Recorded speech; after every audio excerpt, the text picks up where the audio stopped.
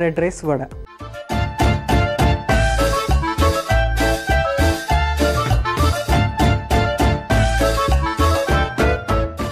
Red rice వడకి కావాల్సిన పదార్థాలు ఏంటో ఒకసారి చూసేద్దాం. రెడ్ రైస్ అన్నం, శనగపిండి, కొత్తిమీర, పచ్చిమిర్చి, జీలకర్ర, అల్లం, ఉప్పు, నూనె. సో అన్నీ రెడీగా ఉన్నాయి. మనం మీకు ఫస్ట్ ఏం చేద్దామంటే ఇవన్నీ మిక్స్ చేసుకుని రెడీ చేసుకో లోపల ఆయిల్ కూడా హీట్ అవుతూ ఉంటుంది. సో ఫస్ట్ స్టవ్ వెలిగించేసేసి మనము ఆయిల్ పెట్టేసుకుందాము.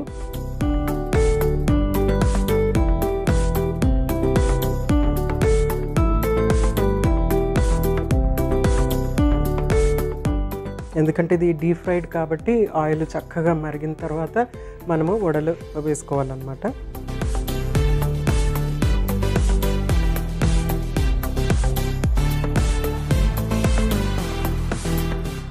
సో ఆయిల్ మనము పొయ్యి మీద పెట్టేసుకున్నాము. నెక్స్ట్ ఏంటంటే చక్కగా ఉడికించుకున్నటువంటి ఈ నవర రైస్ అన్నం చక్కగా ఉడికిపోతుంది. సో ఈ విధంగా మనము చక్కగా ఉడికించుకోవాలన్నమాట. అంటే గ్రెయినీగా, మరీ ఎక్కువ గ్రెయినీగా లేకుండా చూసుకోవాలి. నెక్స్ట్ ఉప్పు,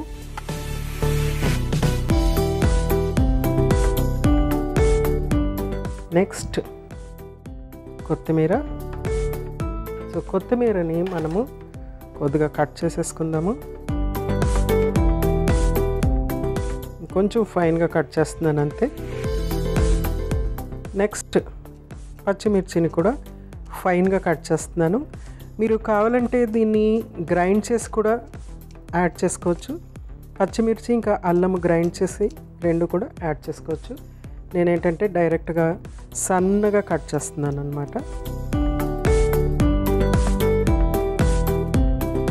సో 3 పచ్చిమిర్చి యాడ్ చేశాను. ఇంకా కారం కావాలనుకుంటే యాడ్ చేసుకోవచ్చు, లేకుంటే పచ్చిమిర్చి కాకుండా కారం కూడా డైరెక్ట్గా యాడ్ చేసుకోవచ్చు. నెక్స్ట్ కొంచెం జీలకర్ర, నెక్స్ట్ అల్లాన్ని మనము దీన్ని కూడా చక్కగా చిన్న చిన్న ముక్కల కింద కట్ చేసుకుందాము.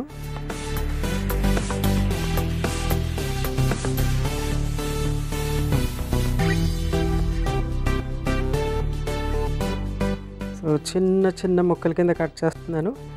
ముక్కల్లాగా కట్ చేయటం వల్ల ఏంటంటే మొత్తం అంతా స్ప్రెడ్ అవ్వకుండా అక్కడక్కడ మనకి టేస్ట్ కనిపిస్తూ ఉంటుంది అన్నమాట. సో మెయిన్ ఉద్దేశం అది. అలా కాదు, మిక్స్ చేసుకోవాలి అని అనుకుంటే కనుక అల్లము, పచ్చిమిర్చి, జీలకర్ర రెండు కూడా గ్రైండ్ చేసి ముద్ద చేసి దీంట్లో మిక్స్ చేసుకోవచ్చు. సో ఫస్ట్ దీన్ని మిక్స్ చేసేసుకుందాము.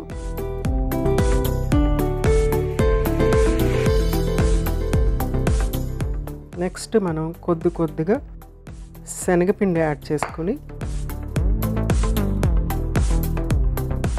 అవసరమైతే వాటర్ కూడా యాడ్ చేసుకొని వడలకి తగినట్టుగా పిండి మనం రెడీ చేసుకోవాలన్నమాట.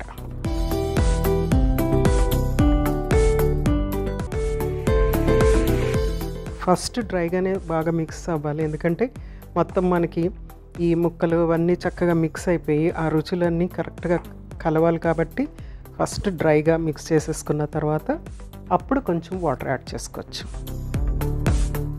ఇంకొంచెం పిండి యాడ్ చేస్తున్నాను.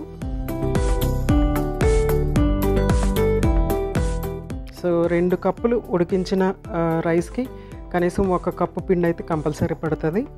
అవసరాన్ని బట్టి కొంచెం ఎక్స్ట్రా యాడ్ చేసుకోవచ్చు, లేదంటే తగ్గించుకోవచ్చు. సో ఇందులో ఇప్పుడు కొంచెం వాటర్,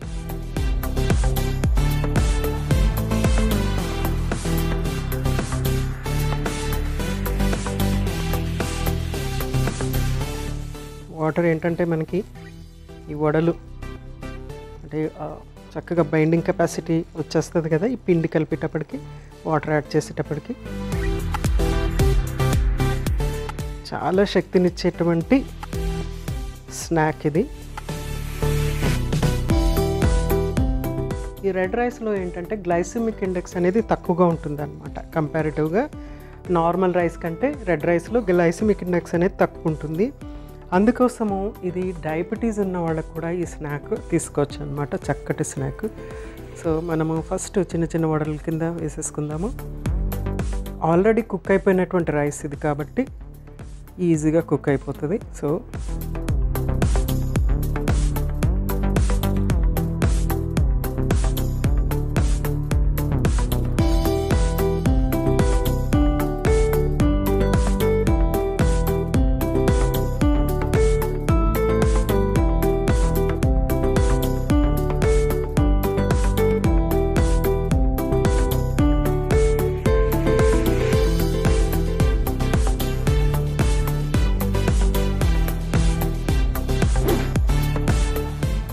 చక్కగా బ్రౌన్ కలర్ అయిన తర్వాత దీన్ని మనము సర్వ్ చేసుకుందాం. సో చక్కగా నైస్ కలర్ వచ్చేసింది కాబట్టి స్టవ్ ఆఫ్ చేసేసుకుని మనము వీటిని సర్వ్ చేసేసుకోవచ్చు. చక్కగా కరకరలాడేటువంటి రెడ్ రైస్ వడలు.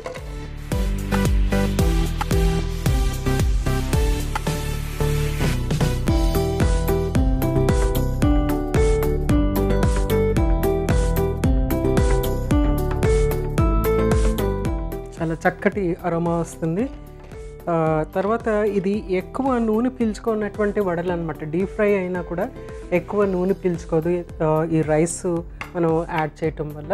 సో చక్కగా హెల్దీ స్నాక్ అని చెప్పొచ్చు. ముఖ్యంగా ఇది డయాబెటీస్ ఉన్న వాళ్ళకి కూడా చాలా హెల్ప్ఫుల్గా ఉంటుంది. ఎందుకంటే ఇందులో ఈ నవరా రైస్కి గ్లైసెమిక్ ఇండెక్స్ అనేది 50 ఉంటుంది అనమాట. గ్లైసెమిక్ ఇండెక్స్ అనేది ఏంటంటే 0 to 100 ఉండాలి. సో 100 అనేది మ్యాక్సిమం. ఎక్కువగా ఫ్రూట్స్ అవన్నీ కూడా 50లో ఉంటాయి. తర్వాత మనకి పిండి పదార్థాలన్నీ 70, 80, 90 అలా వెళ్తూ ఉంటాయి అన్నమాట. షుగర్ అనేది 100 అనమాట. సో అందుకోసం అనేసి నవరా రైస్ ఏంటంటే అంటే రెడ్ రైస్ ఏంటంటే మనకి గ్లైసెమిక్ ఇండెక్స్ 50లోనే ఉంటుంది. కాబట్టి డయాబెటీస్ ఉన్న వాళ్ళు కూడా ఇది నిరభ్యంతరంగా తీసుకోవచ్చు. ఇంకొకటి ఏం చేయొచ్చు అంటే డయాబెటీస్ ఉన్న వాళ్ళు ఈ రెడ్ రైస్ని నార్మల్ రైస్లో మిక్స్ చేసి తీసుకుంటే కనుక కాంప్లెక్సిటీ ఆఫ్ ఫుడ్ పెరిగి వాళ్ళ షుగర్ లెవెల్స్ కొంతవరకు నార్మలైజ్ అవుతూ ఉంటాయి అన్నమాట. నియర్ నార్మల్కి వచ్చే అవకాశం ఉంటుంది. సో అది కూడా మీరు మైండ్లో పెట్టుకోవచ్చు. ఇది ముఖ్యంగా ఈ రెసిపీ ఏంటంటే పెరిగే పిల్లలకి, తర్వాత టీనేజ్ పిల్లలకి, పెద్దవాళ్ళకి, డయాబెటీస్ ఉన్న వాళ్ళకి, ఆఫ్కోర్స్ హైపర్ టెన్షన్ ఉన్న వాళ్ళకి కూడా ఇది చాలా చక్కగా ఉపయోగపడుతుంది అనమాట. ఫస్ట్ ఏంటంటే ఆ వీక్నెస్ అనేది పోగొడుతుంది పెద్దవాళ్ళలోని, డయాబెటీస్ ఉన్న వాళ్ళలోని, హైపర్ టెన్షన్ ఉన్నవాళ్ళు. డయాబెటీస్ వాళ్ళకి ఏంటంటే షుగర్ కంట్రోల్ అయ్యే అవకాశం ఉంది. అలాగే హైపర్ టెన్షన్ ఉన్న వాళ్ళకి కూడా రెడ్ రైస్ తీసుకోవటం వల్ల మిక్స్డ్గా, ఇదే అని కాదు ఇంకా మిక్స్డ్గా మనం ఎలా తీసుకున్నా కూడా బీపీ కంట్రోల్ అయ్యే అవకాశం ఉంటుందన్నమాట.